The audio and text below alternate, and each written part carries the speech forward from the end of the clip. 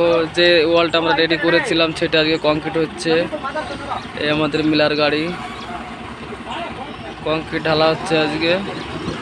এদিকে খালি চলে এসছে, অনেক দূরে কংক্রিট চলে এসছে।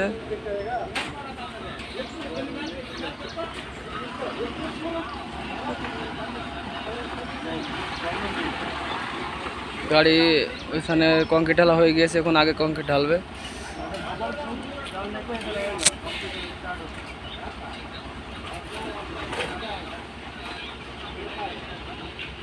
কাজ চলছে এখন।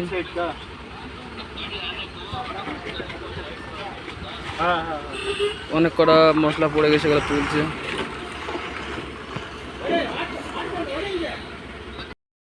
দেখো আমাদের গাড়ির চাকা এখন বাস্ট হয়ে গিয়েছে, এখন পথের মাঝে দাঁড়িয়ে আছি, কি করবো। হঠাৎ করে চাকাটা বাস্ট হয়ে গেল, এখন দেখা যাক কি হয় কি না হয়।